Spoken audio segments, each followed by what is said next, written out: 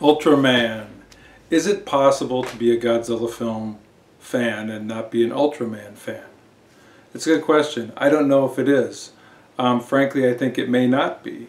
Did you know that the TV show Ultraman, which was one of the very early shows, Kaiju shows, to show a giant hero fighting giant monsters, this TV show had special effects done by a man whose name I'm going to try hard to pronounce right, but I may get it wrong, by Tsubureya, E.G. Tsubureya. Is that right? I don't know. But this fellow, Tsubureya, was the man behind the special effects in the Godzilla movies. And not only that, but Ultraman features Godzilla. You may not know that, but one of the episodes of Ultraman has Godzilla in it with a little frill put on his costume and under a different name to disguise himself. Godzilla appears in disguise. But the moment you see him, you immediately say, ah, there's Godzilla, because they can't fool a Godzilla fan. Ultraman was not the first giant monster TV show in Japan. The first giant monster TV show in Japan was a show called Ultra Q, which did not have a hero to fight the monsters. It just had these alien monsters that would appear on a weekly basis, which were more or less giant, but they weren't all giant. And then the humans would try and deal with the monsters in some way. In a sense, Ultra Q was very similar to the Jack Kirby monster comics that he did during the Atlas era of Marvel Comics. So they always had to come up with creative ways for these helpless, squishy, little, weak, unsuperpowered humans to try and deal with these giant monsters. But they did it in very creative ways, and Ultra Q is considered a classic show in Japanese science fiction. After Ultra Q, there was a show called Johnny Sacco and His Flying Robot, which I believe was the first live-action show to show a giant robot fight a giant monster. The giant robot, if peculiarly enough, looks sort of like an Egyptian pharaoh. He has this sort of headdress that reminds me of an Egyptian, and other than that, he looks very much like an old cliffhanger serial robot. He's a very simplistic robot. But Johnny Sacco is a fun show, and totally worth seeing, and I believe you can watch it for free on the free section of Hulu and in some other sources. I think if you shop around to various places that have TV shows, you can watch Johnny Sacco for free. I've watched the whole series. I think it's worth watching, even though it is, very early and simplistic. Now, Ultraman was the next step up from Johnny Sacco, and the special effects are quite a bit better. And you can, Ultraman is available on DVD in this double set. Here's the second half, part 1 and part 2, because there's a lot of episodes on here. I believe there are 39 episodes, so you get half that on each one of these, and it's all in 6 discs. It's very affordable. I believe I got these sets for less than $10 each, and I think if you shop around sites that have discount DVDs, you can pick up Ultraman very quickly. And I think any Kaiju fan would enjoy it. It's a big part of Kaiju history. Now, have you ever wondered why there's so many different Power Rangers teams? Have you ever wondered why there's never a second season of any of these teams? That's the way it's done in Japan. It's just part of the culture of Japanese television, is that in America, when you have a show that's popular, like, say, Seinfeld, what you do is, if it's popular and it gets a good rating, you get the exact same cast and the same writers, if you can get them, and the same directors. You get the same people to come back and do another season of the same show. And this show goes on and on from season to season as long as the audience supports it.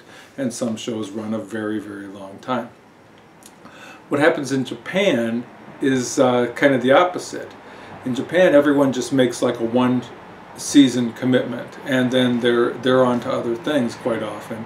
And so in Japan, when you have a popular show, like the original Ultraman was popular, what you do is you follow it up with a sequel of a different show. You have your season of Ultraman, that was successful, so now it's time to bring in Ultraman Cosmos, or Ultraman Zophi, or Ultraman Tiga, or any variation on Ultraman. So instead of continuing the same show, they will bring in along a sequel show with like a similar but different Ultraman, and a different actor playing the alter ego of Ultraman, and a different supporting cast in most cases.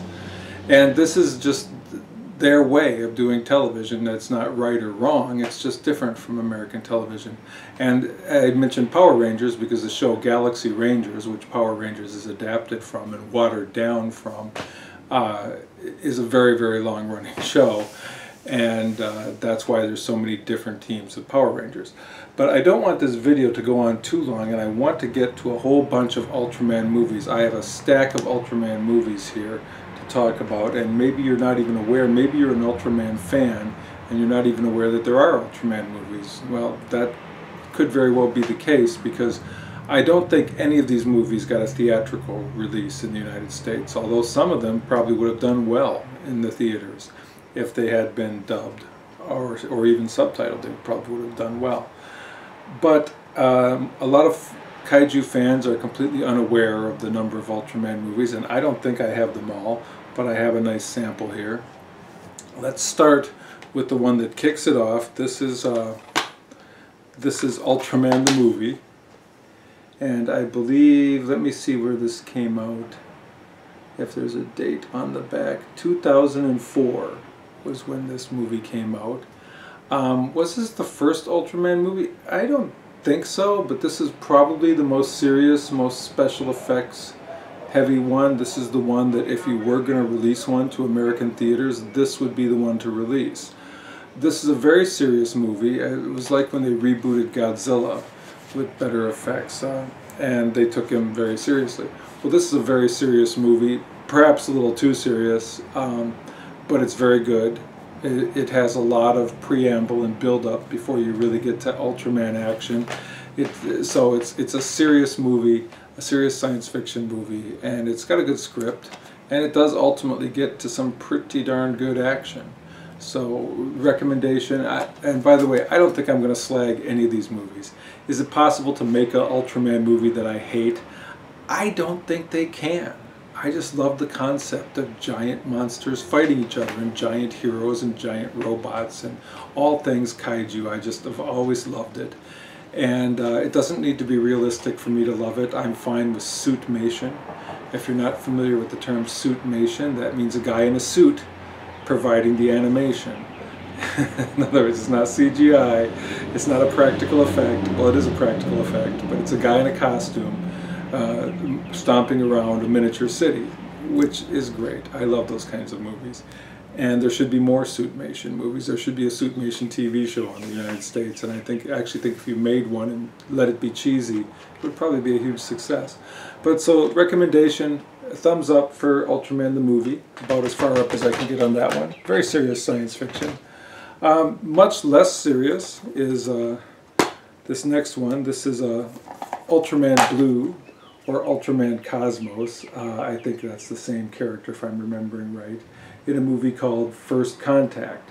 And on the back here you'll notice that it has, I don't know if you can see this, but it has, let me get it over there, Child Bal, here, can't do this backwards, Child Baltan.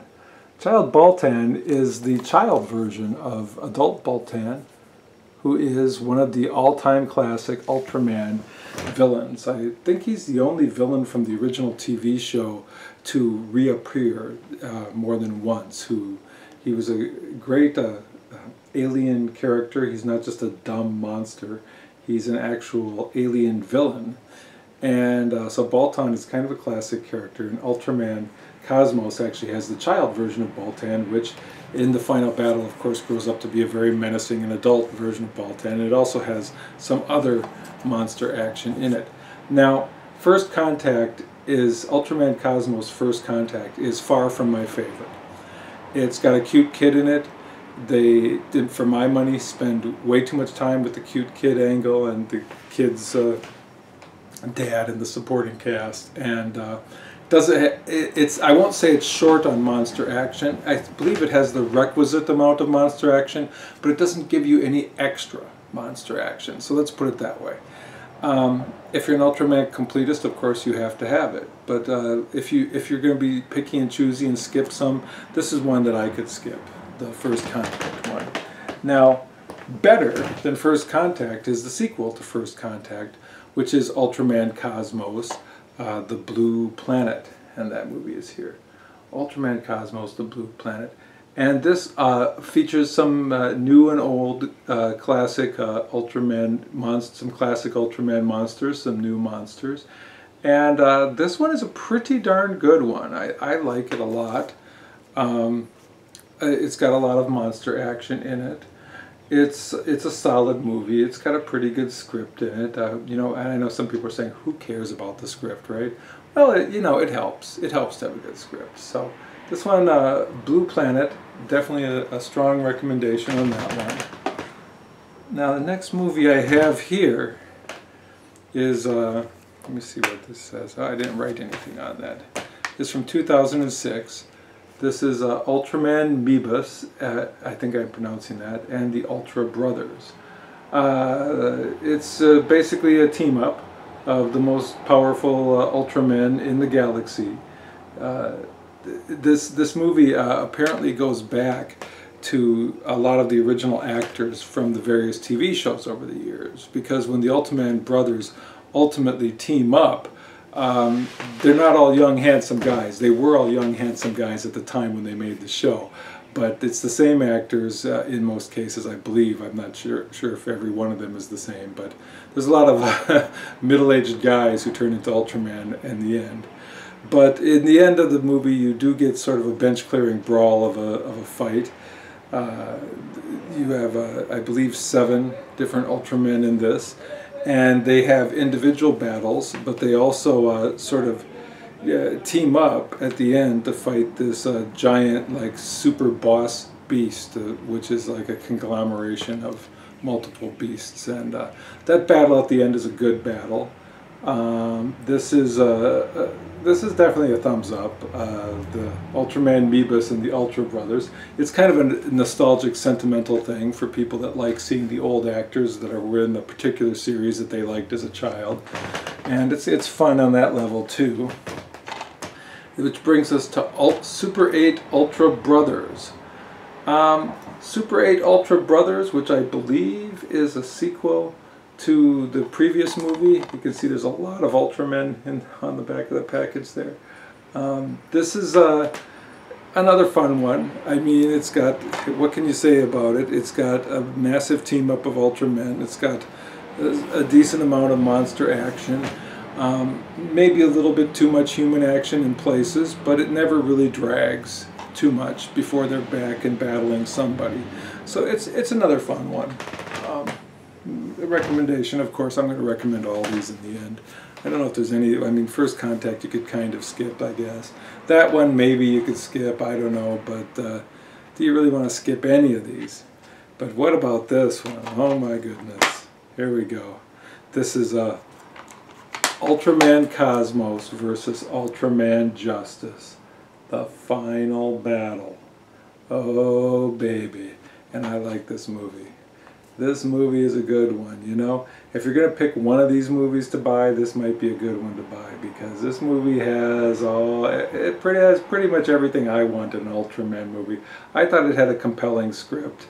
You know, and let me just say that, you know, when I say a compelling script, I'm not talking, you know, the Grapes of Wrath here. I'm talking, but, you know, pulp level science fiction. But it's got it's just got a lot of good brawling action in it, and it's just probably one of my more favorite Ultraman movies, I think, is Ultraman Cosmos versus Ultraman Justice, the final battle. That I like. What about the Ultraman Saga 2012? Ultraman Saga 2012. It's not bad. It is not a bad movie. It has a fair amount of monster brawling in it. I'm kind of lukewarm about this one. In a ways, it's just very much a typical Ultraman movie. I don't think there's anything particularly special about this movie, but I mean, it does have some fairly good monster battles in it. And I don't remember anything as being really particularly compelling about it, but it's a good Ultraman movie. Which brings me to the last one that I'm going to show you. I'm going to try and keep this video under 20 minutes, or under half hour anyways. This has got like the greatest title of them all. Ultra Galaxy Legend Mega Monster Battle. Yes, Ultra Galaxy Legend Mega Monster Battle. It reminds me of those commercials for the old what do you call them? The monster truck shows. They'd say, the ultimate battle, you know, Bigfoot versus Dynamite something. You know, I don't know. I never went to any of those shows, but yeah. Only kids, only $10. Okay, now I'm loopy. I've been up all night. I worked my straight job last night, so I'm going to go to bed after I make this. But the Ultra Galaxy Legend Mega Monster Battle. Okay, this one is so special in some ways because in the beginning of this movie you actually get to go to the planet where the Ultramen live and see the city where everybody is an Ultraman.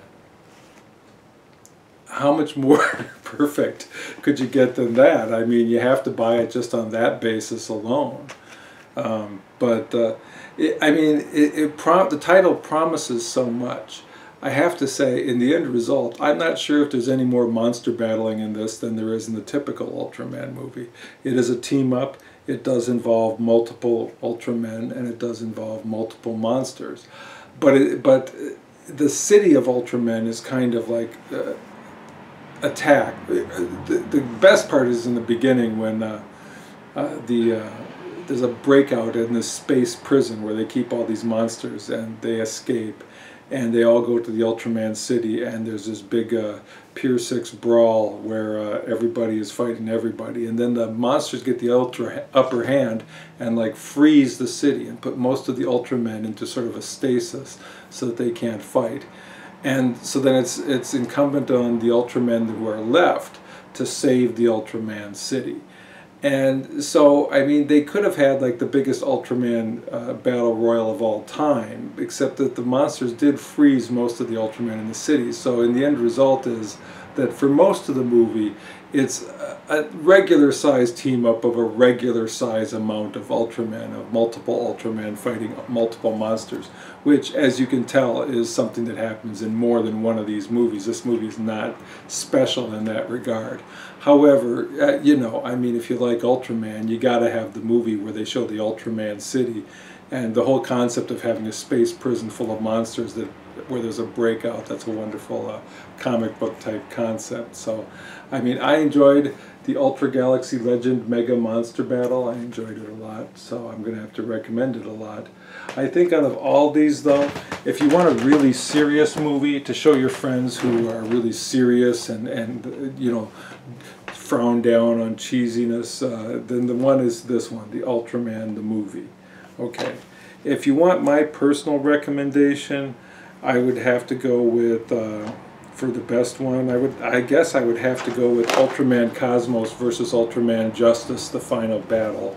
And if not that one, then probably the either Ultraman Cosmos Blue Planet or Ultraman Mebius and the Ultra Brothers. I guess those would be my top picks for the Ultraman movies. And I actually was originally thinking I would incorporate talking about some of these other shows that relate to Ultraman in the same video, but I can see when I started to pull material out of my piles, I could see that I had way too much material, and so we're going to have to make some more videos talking about this type of kaiju drama and giant robot drama. Do we have a special word for giant robot dramas yet? I guess Pacific Rim has borrowed that word. Geiger, I can't remember what that is. You know what, I need to go to bed because I've been up way too late. And now I'm all excited thinking about Ultraman. I don't know if I'll be able to sleep. But I'm going to call this to an end here. And those are some of my favorite Ultraman videos. If you like the video, then like the video. In the meantime, I'll be talking to you again sometime soon about some more totally obscure shit. So tune in again, and I'll be coming back at you before you know it. And, oh, and I'm wearing my Charlie Brown t-shirt to get the full effect. Charlie Brown, and then my face. It's devastatingly creepy in a way. I'll see you soon.